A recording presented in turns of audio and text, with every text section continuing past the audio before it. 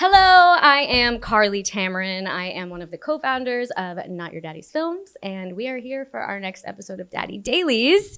This is a really special one because we are coming live from South by Southwest 2026. We are in Austin, and we are looking alive. I'm your daddy. I can be smart when it's important. I'm your daddy. I'm sorry to this I'm your daddy. Welcome to Daddy Dailies, a podcast hosted by Not Your Daddy's Films. On a film set, dailies are sent out after a shoot day so you can see the work in progress. Daddy Dailies are conversations that go behind the scenes so you can see what work went into the process and be better armed to succeed in the industry. Daddy Dailies, hosted by Not Your Daddy's Films. We have director Vicky Jewson in the house today. She directed Pretty Lethal, which we got to see at the premiere last night, which was so much fun. We are so excited to chat with you. We also haven't really had any action directors on our podcast yet. We do all women and non-binary filmmakers. Amazing. And I am an action girly, and we haven't, there's not many. There's not many of us. No. Right. Yeah. So this is such a treat for me. So I can't wait to get into it with you. Can you give us a little log line of the movie? So it is about 5 ballerinas on their way to a dance competition in Budapest. Naturally. And their bus breaks down and they go searching for help and stumble across an inn run by an ex-ballerina who happens to be on a vengeance quest. And they have to use their ballet skills to fight their way out to survive. Perfect. We love it. It's so much fun. Okay, so I want to start with, you've done a lot in the action space. Yes. Which we all know is not as typical for women, but hopefully more and more and more and more it will be. We love it just as much.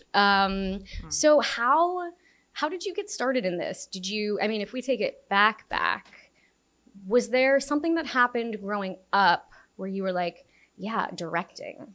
Yeah, I think so. From a very early age, I loved storytelling. Yeah. And I think I took quite a lot of sanctuary in stories. So from the age of about 7, I got my hands on my dad's video camera. And my sister wanted to be an actor, so that's very helpful. Yes. And then in all of our summer holidays, I would get my mates over and my mum and dad would let us wreck the house and turn it into film camp. And we would make movies and tell stories. And I also loved comic books. And so I think that's sort of translated very well into storyboarding, particularly in the action space. But I was a real tomboy growing up. And I really associated with the big 80s tentpole action movies at the time.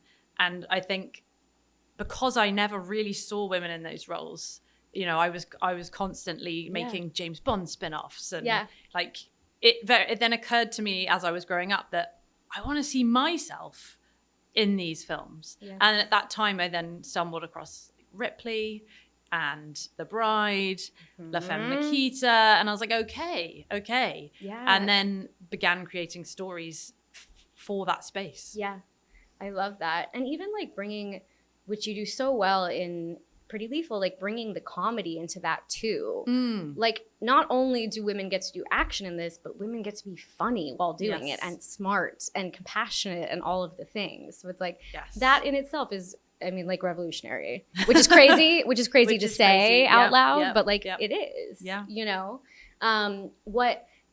Is there like one movie that you could reference that you're like, oof, this like James Bond movie or this one? In terms of for Pretty Lethal, or just generally? Generally, like for your me, love of I think action. La Femme Nikita really hit me. Yeah. Because she's a complicated, layered, messed up woman. Yes. And there's a proper emotional arc that she goes through. And there's a conflict in her heart about what she does. And that completely grabbed me. Yeah. And also it's incredibly cinematic. And I think French cinema does tell stories very beautifully and atmospherically. Yeah. And so it sort of lit me up in every bit of my brain at a key time. Yeah. So did you always know action is what you wanted to do? Yeah. From then on, you were just like, that's the thing Well, even I'm before doing. then. So the movie that really got me into action. Yeah. And I don't know if this is a guilty secret or not, but it was Robin Hood, Prince of Thieves with Kevin Costner. And I saved up for the VHS. Oh it was my back in VHS God. days. Yes. And I was so excited when I was able to get this VHS. Yes. And I played it so many times. I love that. I used to run around the woods pretending to be Robin Hood, Totally. And I used to blow my sister up in many different ways.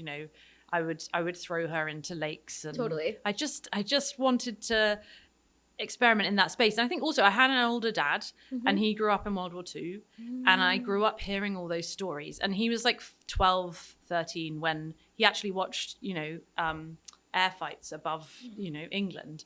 And I think that lit my imagination up because I could really connect to it because it was my dad's firsthand experience. And we used to watch all these war movies together, like Reach for the Sky and Colditz Castle. And I think I like worshipped my dad. Yeah. And I think I wanted to sort of be in that space with him. And he would be my like action vehicle sourcer.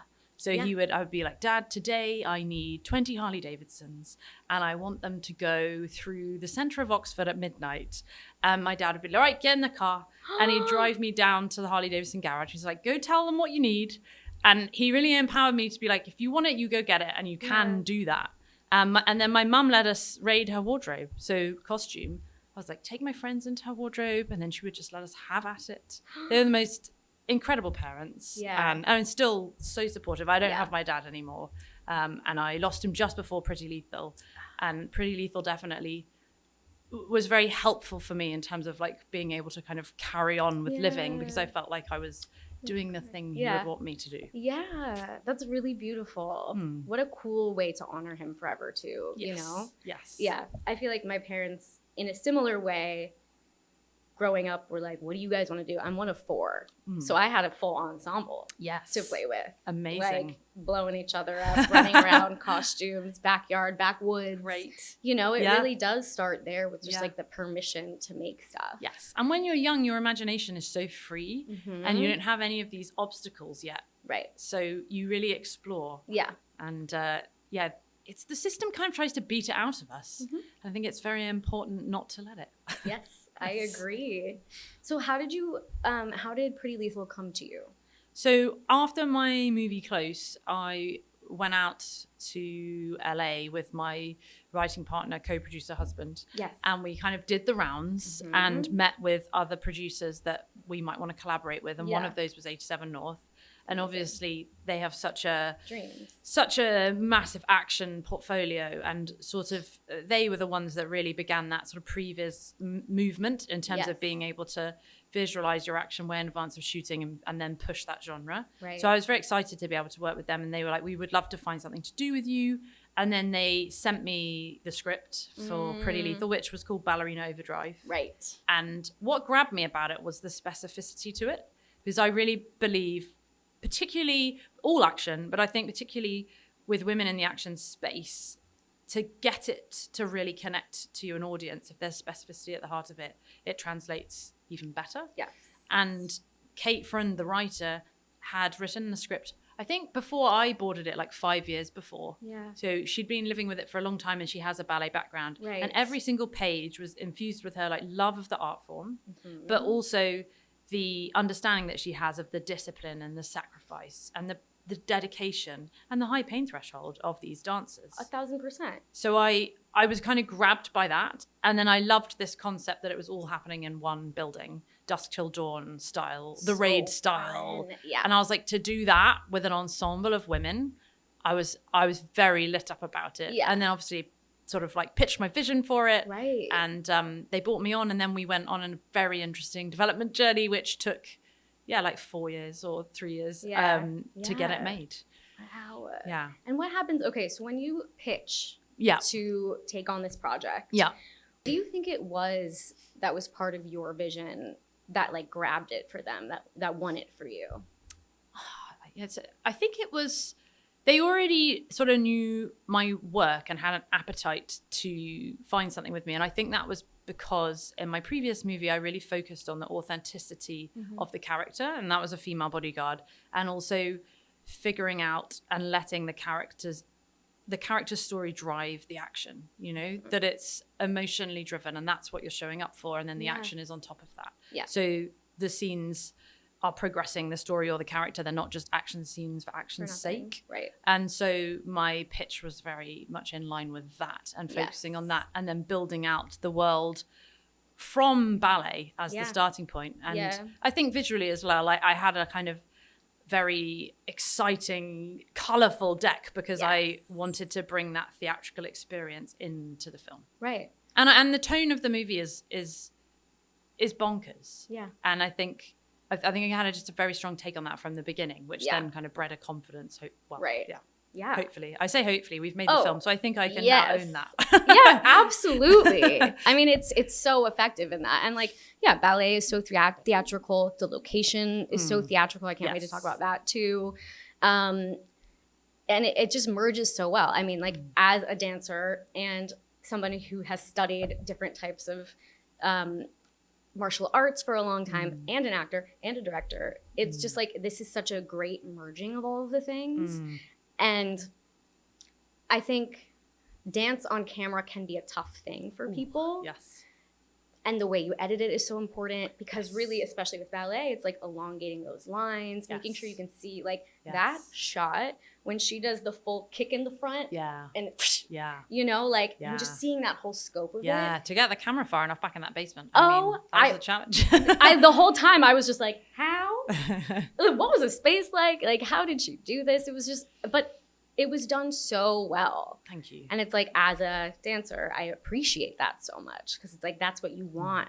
That was the bit that sort of terrified me about it. And I think going into projects that you're going to have to really learn something new and push yourself is really motivating. And I love that. And the first thing I did was go on a deep dive into ballet. Yeah. Because being the tomboy, I got kicked out of ballet class. Right? Oh, totally. Good toes, naughty toes was not for me. Oh, I was also kicked out. I was kicked out. I couldn't get my hair right. I couldn't get my clothes right. They were like, what are you doing? And I think that's kind of what appealed to me about the script, right? Because we have this image of the ballerina as being this sort of perfect, delicate symbol of femininity. And I was like, fuck that, you know? And it subverted that, which really excited me. And I went and spent time at the Royal Ballet at the Opera House in London. Obsessed. Which was amazing. Dreamy. I met this wonderful choreographer called William Tuckett, who directs for the Royal Ballet. He's won a Laurence Olivier Award, and he was so excited to be involved in a movie. And he stuck, though I probably met him like 3 years out from when we made it, and he stuck with me the entire time. And that whole time we workshopped with prima ballerinas and with stunt people to figure out, because that was my thing. I was like, all action is very technical, right? Absolutely. And you really have to plan it. And this is where I think women are excellent at it because we're very organized, right? It's one of our... It feels like a no-brainer. It's a no-brainer. It's a complete no-brainer. So figuring out how we were going to do it in order to create, like you mentioned, that fluidity. Yes. So that it wasn't all chopped up and staccato because every actor had a dance double and a fight double. And I love one-shots and I wanted to be able to feel that elegance of the ballet. And I didn't want to be chunking it up too much. Right. So there were... multiple methods for us to be able to achieve that. Yeah. And it was like we got into that a long way out before we made it. Yeah. So fun. Did you like when so you got to spend some time with the ballerinas and really observing. I actually think what you said is so true about we perceive ballerinas to be these delicate creatures. And I think that that almost it's like for all women too. You know, exactly. We are meant to people think that we are but ballerinas are bad. They're badasses. Yes. Chain smoking cigarettes out there. You know, it's like it's not they're fucking breaking their feet every day. Totally. And they're probably like the only people that would do a show with a broken ankle and finish the show. Oh, you wouldn't see that on a professional. Uma was saying this yesterday. You wouldn't see that on a professional football pitch or on the tennis court. They would be off.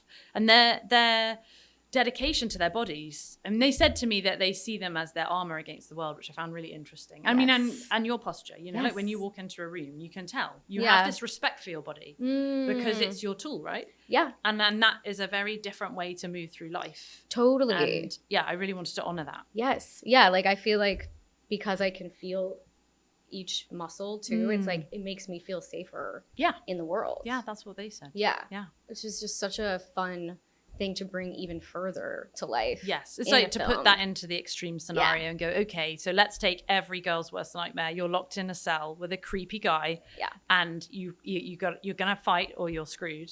And what can you fall back on when your back's against that wall? What's in your base instincts? And if you're a trained ballerina, what does that look like? Yes. And actually, I quickly discovered that what is in that bag? The script is not that high. It's not that mad.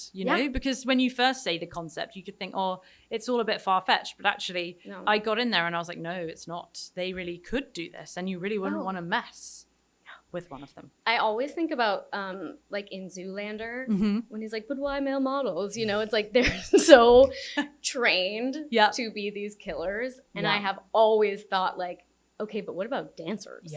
Yeah. Like so strong. Yeah. Yes, and very specific muscles as well, right? Yes. So their legs are so much stronger than their arms.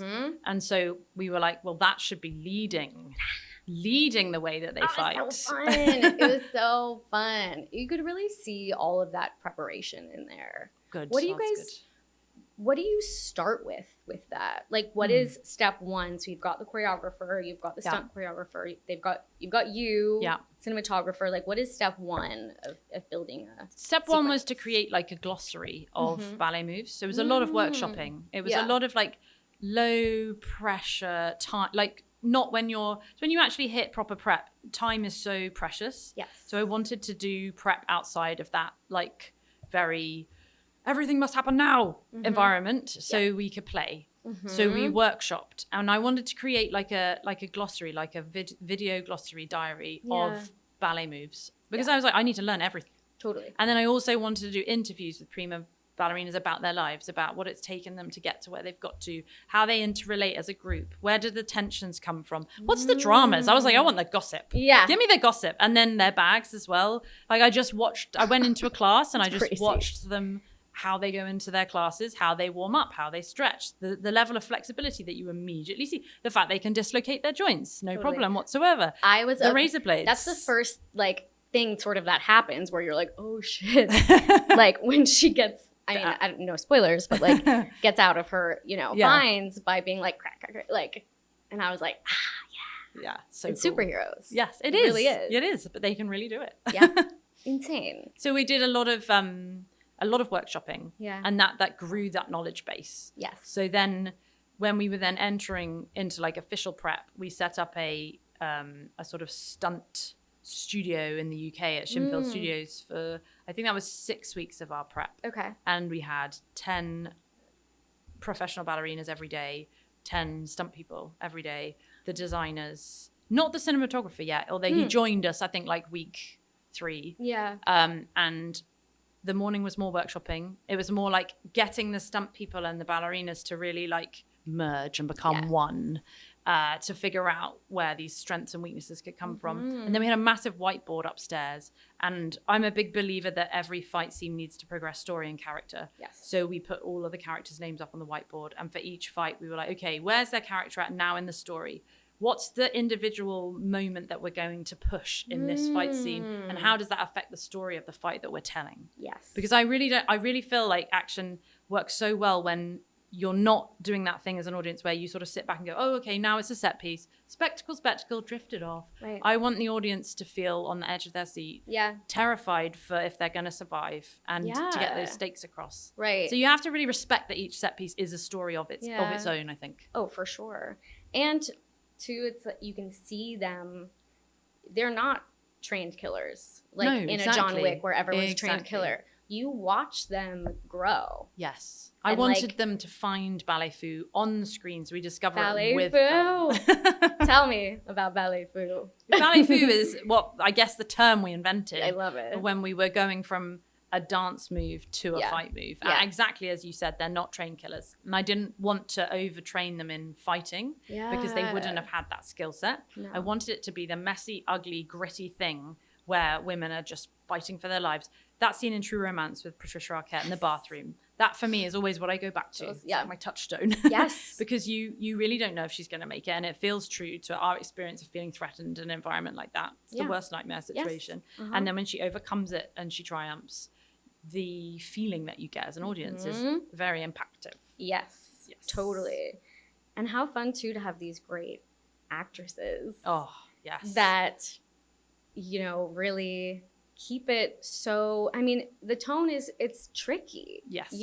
But I think you have done such a great job of merging that camp with that really grounded and with the girlhood of it all. It's like really it's their friendships at the core, and it's so cathartic when they're all like working together. Yes. Yes. How was it managing that tricky tone?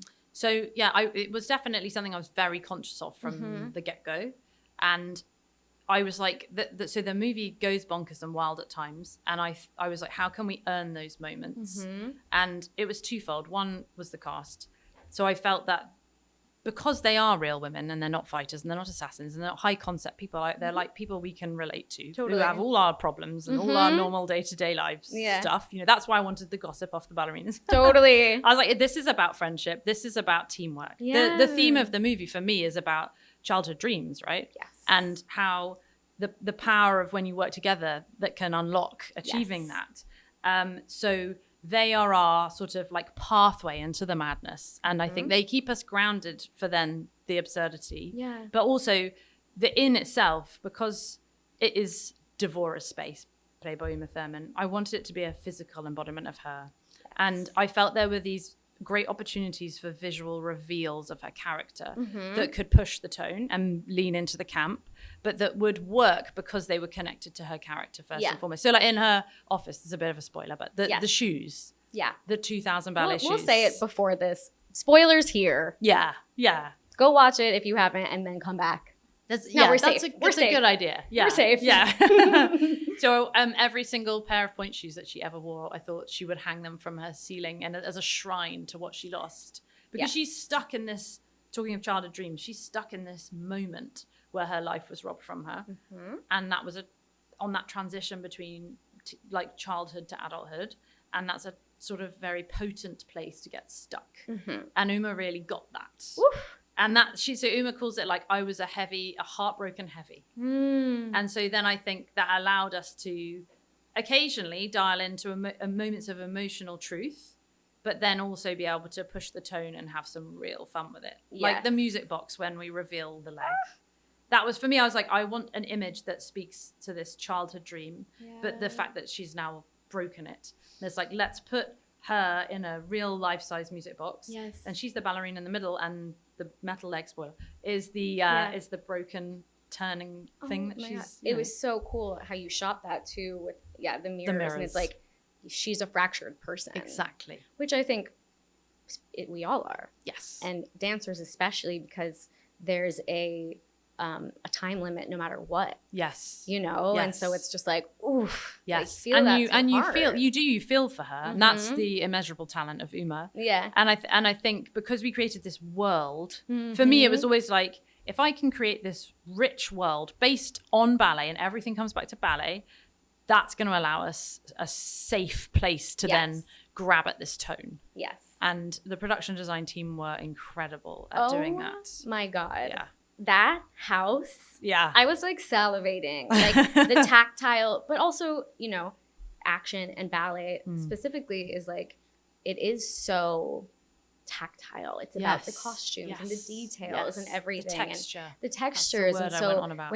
when she was like feeling the walls, like the point shoes, the decoration, and how it got kind of more and more bonkers as the whole house is revealed. Yes. Like, what a cool playground. Yes. And that was exactly what I wanted. I wanted for it to get more crazy as we went along so that we didn't realize it was happening to us. It's like slowly, it's like when you're drinking, right? You know, it starts off and I'm not that drunk. And then, and then before you know it, you're very drunk. You're like, how did I get here? But I'm here now. Yeah, exactly. So, that's the immersion. And we did, Uma and I had a constant like a skit that we did on set together, which was like, death downstairs, party upstairs. And that was so real. And that's what happened, Yeah, and with the design, it really looked like that. It's so stark in the basement. Yes. Where then the ballerinas can really pop with what they have. Yes. What was that process like for you with that team of designers? Yeah, it was amazing because I'd drawn out the inn actually my husband, who does all my storyboarding, who's better at drawing than me, he did the diagrams for me. So he drew out the schematics of the inn from my imagination. So I had this whole idea of how the story flowed. Yeah. And then we went to our first location in Budapest and it matched it completely. And I was like, this is insane. I mean, I did sort of base it, I suppose, on a particular architectural period in Eastern Europe where they built these incredible old palaces. And we found one that was just basically not being used anymore and it's abandoned. It was all white. So we had a blank canvas, but the layout, the geographical layout matched my imagination. Wow. And I saw it as a series of spaces that related back to theatre. So we were on stage, which was the bar, because that's the area where the public receive it. And I really wanted to build a little stage because I was like, she would definitely be trying to replicate I was like, the night that she was supposed to be on that stage, she's going to take that stage, she's going to shrink it down, she's going to put it in her bar, and then she's going to have shows there. And then there was the backstage, which I saw as her office, which was like when we get into the closest space to her heart, and then the textures were all the golds and the deep, rich sort of blacks and reds, the belly of the beast. And then the basement was like under the stage. And in my imagination, it was like a trap door that went down. And that basement there was honestly, it was just there. And it was very challenging to film in. But you feel it when you watch the movie. And I saw that as kind of like, that's where she'd buried her pain. And all of those artifacts that we put in the basement, like the stuffed moldy swans, they're all symbols of these broken ballerinas, the old cracked nutcrackers. It was like, let's get all of the darknesses in this basement. It's whispering to her, but she shut it down there. And so everything related back to her character, and the design team completely understood that, and they created these incredible like mood boards and all across the walls, different textures of all these colors, and so we had this map, and then we just continued to build on it together. So fun. I mean, so many people come from theater too that I bet that they were so excited to, because we all know what that backstage feels like. You know, not just dancers. It's like, also quite grimy. It's disgusting. I mean, like anytime I do a show, I have like asthma attacks. Like those, they're not cleaned back there. Like it's a dark place, and then the curtains open in the front, and there's magic, and then you go back, and it's like, you know, like whatever. And it really did feel like that down there. I think it really was like that down there. To be honest, it was intense filming down there. Those big pipes were actually like they were sewage pipes, and they were completely safe. So obviously, we would never put anybody in harm's way. But there was a sort of little smell, you know, that would be with us when we were down there. Okay. I took our stunt coordinator down there. I was like, so on our first recce, I was like, this is where I would like to do the basement fight. And he walked it with me, and he was like, so that's an uneven floor. So that's a ramp. So that's, and I was like, he was like, so where's the cupboard? And I was like, there's this little room here, this tiny little room. It's like, okay, it's a tiny little room.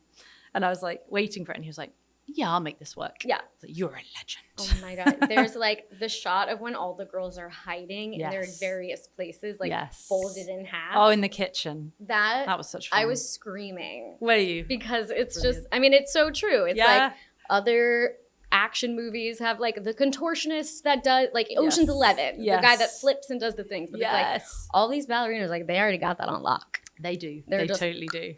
Hiding. They're fine. That one, Millie won't mind me saying this, that the one with her in the fridge with the leg up. Her leg is up. So Millie doesn't do the splits. She won't mind me saying that. So we had her ballet double lying on the floor on her back, doing the splits, and then Millie slotted in next to her. So that's not her leg. And that's how close they were to their dance doubles. There was this like symbiosis that had to happen. Oh, yeah. Which happens, I mean, in, you know, like, I feel like female friendships too. These girls, and like I loved how last night after when you guys did the Q&A, the girls were so sweet and gushy about it, and it's like I forget which one of them said there's this expectation that, oh God, it's a bunch of girls, we're not gonna get along. The stereotype, and like, ooh, how was that? And they were like, it was the best, you know, and like. That was like, and me and my co-founders were all there, and we just like grabbed each other's hands, and we were like, yeah. It was so cool how she called out that stereotype, because definitely it's so people real. Raised it with me before. Totally. You know, how's that going to be? You know, like, oh, how are you going to handle that? Right. You know, or, you know, even like, you know, oh, everyone's going to be bitching, all that kind of stupid assumption. And from day one, that was not the experience, because that's not not what we are. We wanna work together. We wanna help each other out. We wanna have each other's backs. Yeah. You know, and the messaging in the movie is about teamwork and the sisterhood, and that's what I loved about it. It was the ultimate big spoiler ending of women helping women, and that it's not like a face-off between women, which is what happens in most action movies about women. It's like if there's going to be a fight scene at the end, and as much ass as we've seen that woman kick the whole way through, it's like she's not going to face a guy, she's going to face a woman, and they're going to be wearing heels and they're going to slap each other around. I was like, that is not what this is.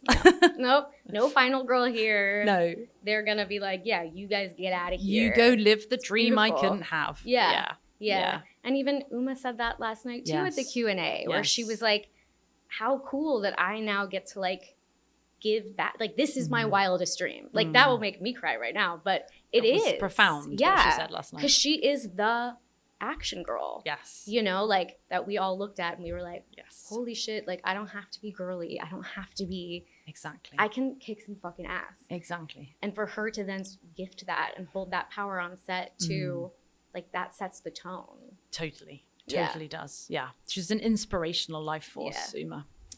Yeah. How fun. Oh my gosh. Okay, so you got to work with your husband on this as well. Yes. I work with him all the time. Yeah. I love We're that. basically codependent. We've decided we're just going to own that. But it's good then you have a shorthand, right? We do. Did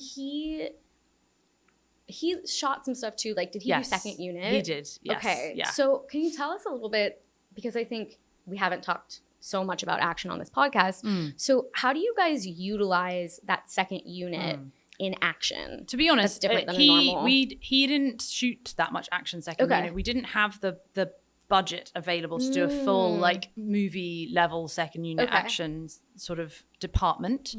What we needed for with the schedule, and where he's also super talented, was there were scenes which we just couldn't fit in the schedule, which I could peel off, and that he went and did. So when the doctor arrives in his van with that lovely reveal of the guy tied up in the back, I love it.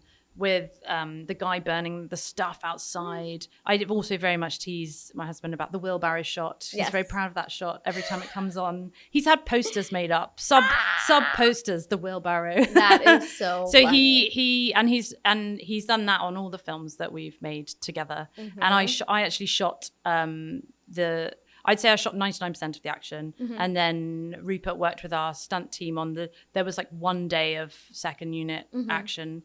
That was like every time we were shooting the action scenes, we would be editing them at the same time, right? To check that all the stitches worked. Yes. So at the end of every day, we knew if we needed to get pickups. And like, for example, the bar fight, we had 4 days to do it in, including the other side of it and them going out the window and all the dialogue that happened. So it was ambitious. And then at the end of that, there's just like, oh, we could see if we could get a better kick there, or we might be able to. And so then the way that the second unit worked was to go in and sort of like mine those moments, those pickup moments.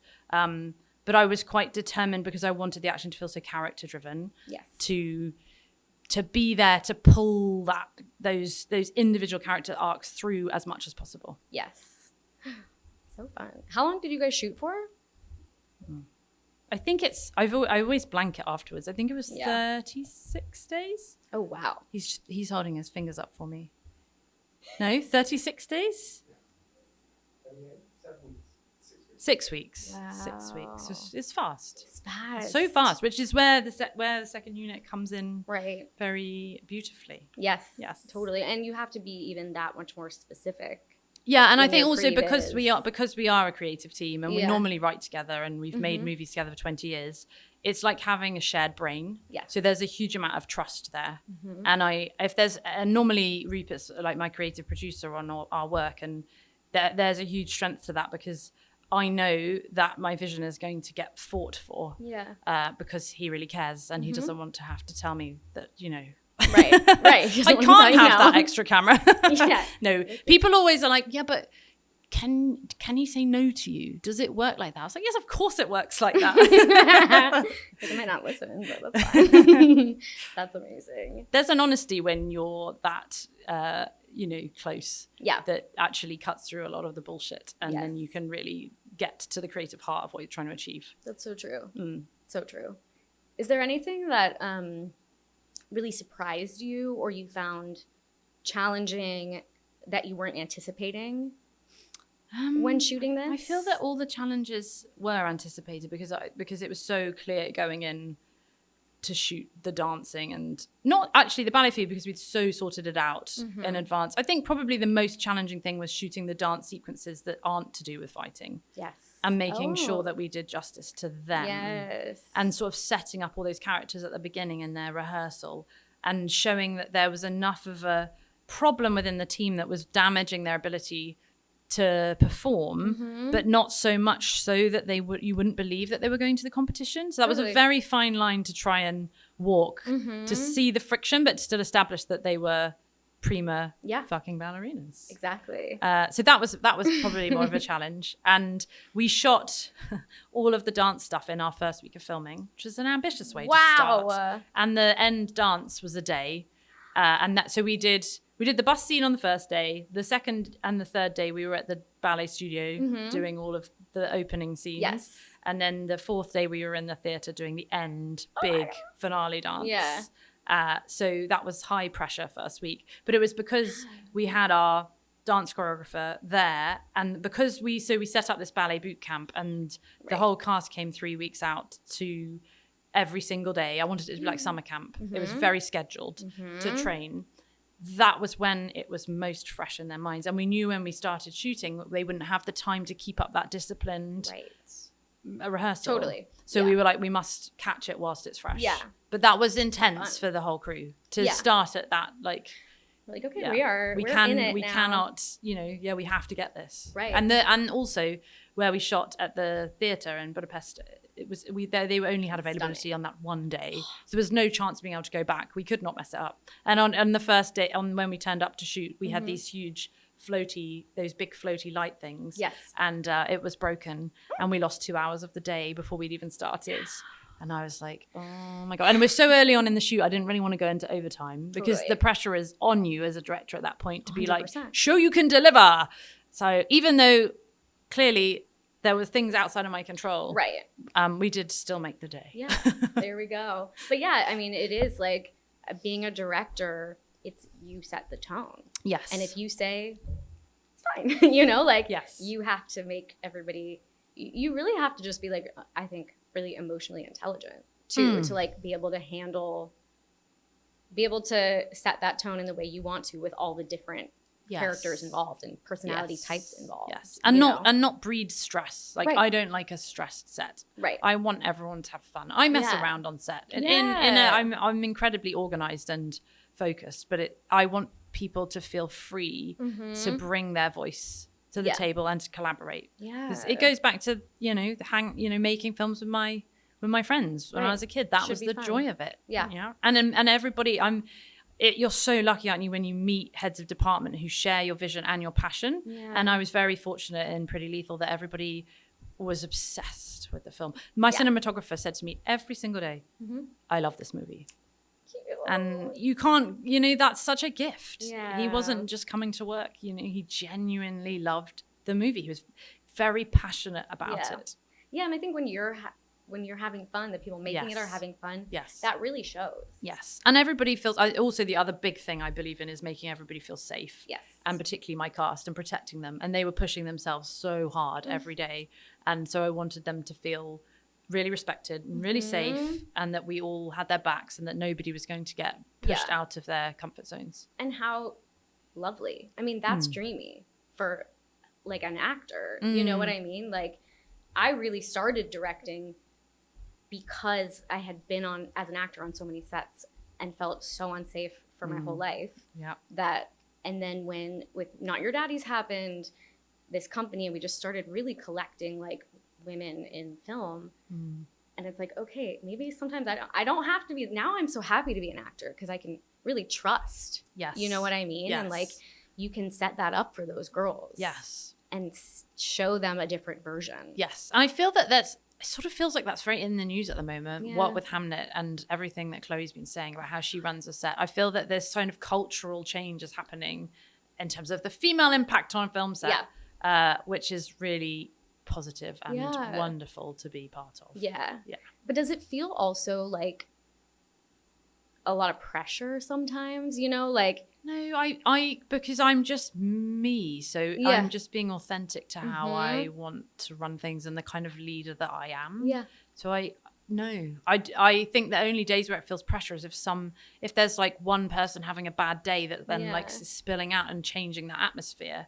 I don't want that to become you know, take over a buzzkill. No, I don't want to. I want. If people have a problem, I always say, bring me the problem. Like, let's fix it. Let's find a way through together. Because there are hundreds of problems every day when you're making movies, right? Yeah. And it is actually, early on, I realized that filmmaking really is about problem solving, and it's about finding the best creative solution. So you can't go into every day so rigid that you're like, if it doesn't happen in this exact way, I'm going to have a meltdown, because then you will have a meltdown. Yep. There are going to be things that go wrong every day. Yeah. And I stole something from a very successful, amazing director who basically said that he carried like an index card in his top pocket for the day, and it was just the key beats for each scene. That if everything went to shit, like, this is the only thing this scene really needs to do. Yeah. So you can just focus in on that if you have to.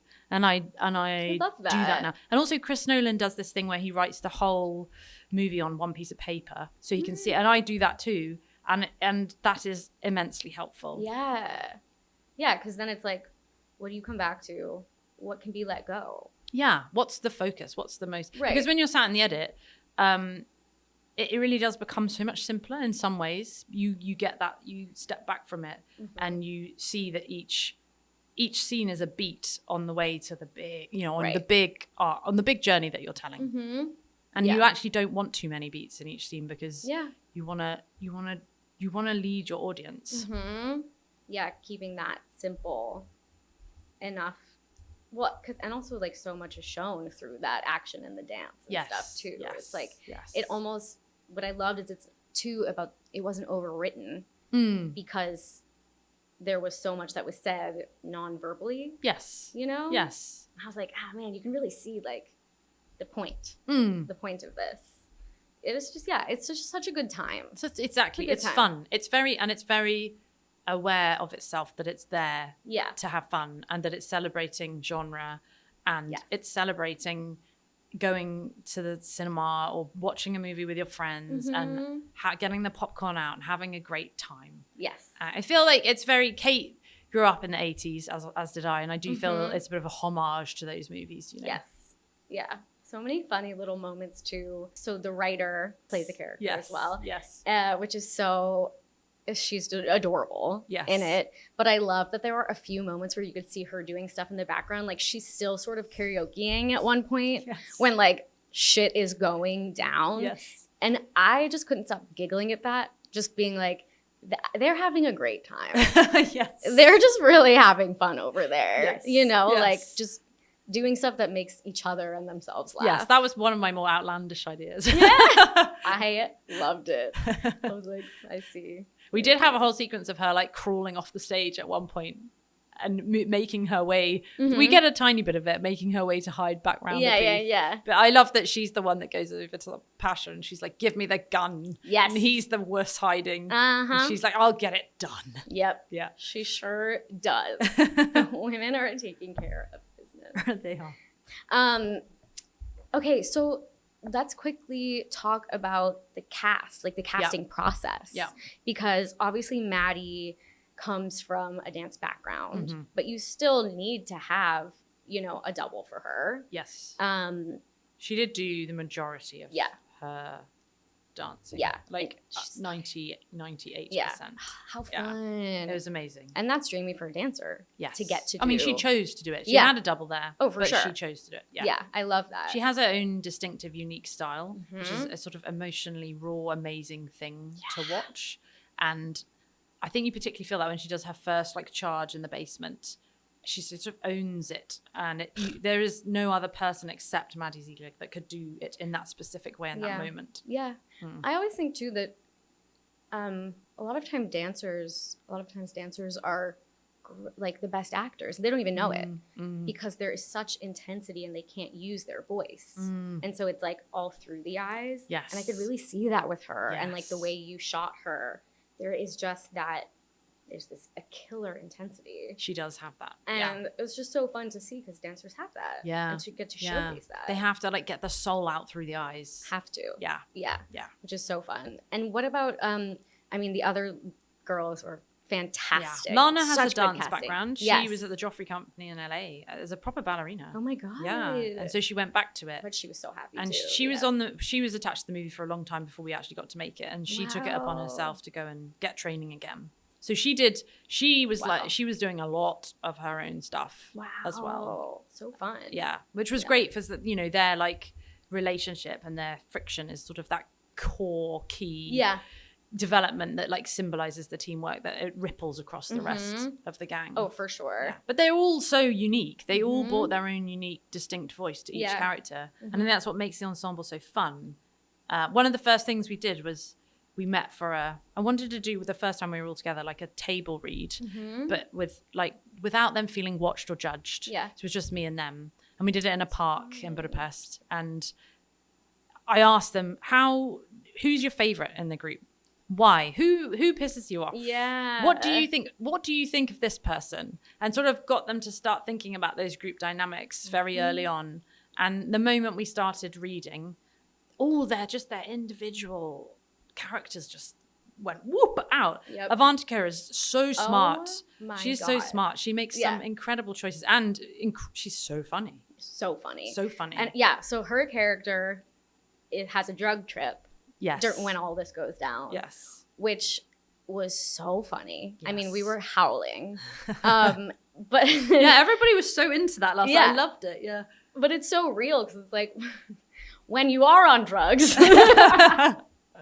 you know, like just the Nutcracker being like, here you go. Yeah. It's just like the drug trip helping her be a more fearless fighter. Yes. And I love that sequence, and that's you are, as an audience, you're going from terror to laughing 100%. in like 5 seconds. Yes. And Grace does that for it. And they merge. Yeah. It's pretty special. Yeah. And also directing somebody to be in a drug trip and how to make that work must have been really particular too. You know, it's like, how do you decide where that boundary is together? I definitely wanted it to feel like what she was seeing was her reality. So rather than it be sort of like that she's gone into cartoon land, it's very disorientating for her. But also I wanted it to feel like her character was being given a bit of liberation because she's so righteous. Totally. And she's so self-aware of being righteous. I was like, that means underneath it, she's grappling with something. We need to let that beast out. Yes. I was like, we need to give her a hammer. Yeah. We need to let that go. I loved it. Yeah, and there was a moment too where she like spins back to her spot. Yes. And it's not like full ballerina spin. No, but it's just, it's drug spin. It's drug spin. It's drug spin. She's in her world. Yes. That was all Avantika. She made some great choices. So fun. She's very funny. Yeah. She's very funny.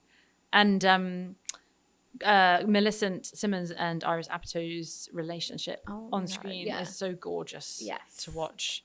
And Millie was on the project for years before it got made. Special. Yeah. She's so special. She's another person who has this kind of like immense soul that comes out. But you see that right in her eyes. You do. Yeah. You do. She's she's like an old soul. I feel like she's ageless in many ways. She and I both felt very strongly that her character was on this like independence quest, you know, that she was finally getting away from mum and dad and the overprotectiveness of them. And there was a sort of reverse sibling order going on with her and Iris's character. Yeah. Because although Iris was the younger, she felt like she had to look after her sister. Right. And it was really great to be like, Millie's character Chloe has decided, no, I'm going to go snog a boy. Yeah. I'm going to go do my thing. Yes. I want my freedom. And that was her relationship to dance, was that she's free on stage. I feel that so Millie's whole thing was like that she researched death ballerinas, and one of the big things that we did it together that they spoke about was how there was this freedom about being on stage because the audience just takes you as you are. Yeah. And the other thing that's really fascinating is that Millie she felt the vibrations in the floor. I was just going to say that. Actually, yeah. In order to find the choreography. And she would count the beat because obviously she's not listening to the music. Yeah. So she's feeling the vibrations, and then in her head, she's mathematically counting every single beat, which is the most phenomenally talented thing to be able to do. It's a superpower. Superpower, exactly. And then when she hears, you guys make that a moment too. Yes. She hears it in the wall before anybody else knows what's going on. Because she has a superpower. Yeah. Yeah, and we wanted to really show that independence and that like her grasping her own individual superpower and then becoming the big sister, finally being allowed to be the big sister and save the little sister. Yes. And also the little sister was allowed to be frightened and scared and needed saving. Yeah. But Iris has this fantastic vulnerability and sort of this reverberating anxiety that she brings to a part where you really feel what she's going through. Yeah. And I think it's amazing to bring that vulnerability because that gives us the stakes. Yes. And it's also very brave to do that on screen. Absolutely. And then she has this toughness that comes through that Iris has, like this amazing switch that goes in her. And it's gorgeous seeing that sort of unlock. Yeah. So good. And then also when Millie's like, no, wait, I want to stay here and get a tattoo from a cute boy. Yeah. And that moment was so fun. It like immediately dropped me back into like, these are just girls. These are girls just like us. Yes. I get it. Yes. I've been there. Even though he was horrid to her. Horrible. But she's like, well, but it's not about still him. Want the tattoo. Yeah, exactly. Yeah. It's not her. about him. And that's, we really wanted it to feel like an empowered moment for her. Yes. They take the mickey out of me. So I go around saying empowerment to them all the time. So we'd be on set going, empowerment. But in those first two action sequences, because it was gritty and raw and they're fighting for their lives, it was fully like screaming and feral. By the time we got to the bar fight, I wanted to feel that they'd really become this team and they'd worked out how to dance together. Yes. And they'd mastered ballet food. So then it was like talking about like coming from the gut and it no longer being the more scream-led thing, but more this like thing. And it was about commands, and Bone steps up and becomes the leader that she didn't think she should be. Yeah. I love her arc that she doesn't feel she belongs in the rich bitch world of ballet. It's like what she needed to do was lead. She needed to own it because she has her own instinctive way into that art form, which Devora sees, which sort of leads that link that they all share. Right. Yeah. Yeah. Yeah. When they're like, girls, assemble. Yes. They're like I love that moment. Altogether. You know, my influence was for that moment. Gladiator. That moment where he gets everybody in the Colosseum. Yeah. Assemble. Like we played it on set. Yep. We're like, I want to do this, but with ballet. Yep. And that was very clear to me. That was received. I loved it. But that really, the audience member sees that and I think feels like, okay, we've delivered on the promise of the premise here. Like, Great. And then in the end, when they make it to the fucking thing, you know, disheveled, bloody. Yes. It's not this perfect ballet thing. Exactly. It's real. Yes. You know, and they're owning it. Yeah, and it's like, who cares? Because they made it, and how fun. Yes. You know, like, yeah. It's a celebratory moment. For me, the big sort of emotional release is when they cross the bridge on their motorbikes. The motorbike. It's like you are so good at these pictures. Like the iconic. They got on the motorbikes, and I was like, I don't know why they're not getting in the car, but I don't want them. Everybody says that. Exactly. I don't want them to touch that car. So we didn't have enough money to fuck up the cars. That's hilarious. Really the truth. But the ballerinas on the motorbikes, you know, it's it's an iconic image. like we the had to have it. We had to, and they had to wear helmets, which everyone was really worried about. But then, of course, you know, the helmet being chucked on screen like that. I got this, and Grace, I got this. Yeah, that became iconic. They figure it out. Yeah, it's a real like release, that moment. It is. It's a feeling of euphoria, and we've done it, and it's oddly emotional. Yeah, and I just love stories that are emotionally driven. And I think you don't have to be in the high art space in order to do it. You can be in a genre movie having a cracking great time, and you can feel yourself having that emotion. And I think action genre is higher. Like to me, that what is higher art than that is so planned. Okay, full time, no. That's high art to me. Yes. You know, like yes. The fact that you can take action, dance, and friendship and make it like so connected and emotional too. Like, it's just the best. So there is one thing before we stop Yes, that I tell would me. love to sort of like join the dots on. Yeah. So you have a collective. Yes. We're starting a collective. And Tell me its everything. goal is to, so I've been very fortunate, Rupert and I've been very fortunate to work with amazingly talented people now in the action space. Yes. And because so much of action is very technical and you need these incredibly Right. amazingly skilled people to be able to pull it off. I think that's a little bit of a roadblock for young filmmakers or up and coming, no, they don't have to be young, sorry, any filmmaker that wants to Yes. get into that space. So this gang of ours has formed this collective to be able to kind of create a safe space for people to come and find their voice in that action space. And the goal is to be able to like do grassroots level movies at lower budgets, but with this security of this team. And bring up new voices. And the plan is to like launch it with me directing the first one, to sort of prove the system. Yes. Because we're doing it, it would be at a smaller number. Yeah. And then to be able to, and we're talking to other voices out there that want to move into that space. And to be able to shepherd more women into the action sphere. Because there's not enough of us, and also there's not enough stories being told through that lens in this genre. Right. And they're out there, you know. They're it's out like, there, yeah. We want that. We want to make that. Yeah. And also, when we started having screenings, I really love action, and one of my co-founders does too. And we started making action short films because we were like, I want to like figure out how this works. And then we thought, oh, it would be so cool to have a screening, like a 1 hour screening of just women that have made action things. And then we went on this search to find shorts, and it was nearly impossible. And we would reach out to people and they would be like, ooh, that's so niche. And it pissed me the fuck off. And it was when we just started this too, and I swear to God, that moment like made me go on this quest even further. Amazing. Of like, it shouldn't be that niche. But being a filmmaker it's hard to get started because you need a certain level of access. Yes. You know, and that's like financially. Yes. And to be able to practice making action is nearly impossible. Yes. And so I really love that, and I can't wait. We'll have to. We were chatting. We went to the Robert Rodriguez's kickoff, and obviously his origin story is such an inspiration for me, right? To just get out there with your camera and make it happen for literally no money. So I do think there's a version. Yeah, of there's that. a version. But I also think maybe there's fear that gets in the way a little bit, and it's just like it's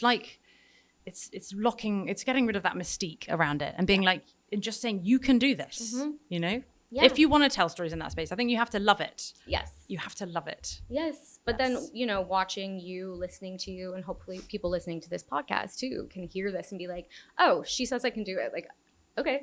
Yeah, let go me do try it. it. Yeah. So I love that you're doing that. And I can't wait to hear more about it. And we'll have to talk more about it. We would love that. Because, you know, we would love to be like behind you in any way. We will shout it from the rooftop. Did you get your hour long, or did you not with the shorts? What do you mean? With the action shorts? No, we didn't. There we are. Let's fix that. Let's do that. Let's Number do one. that. Okay. Okay. Thank God we had this talk today, and what a great place to end it.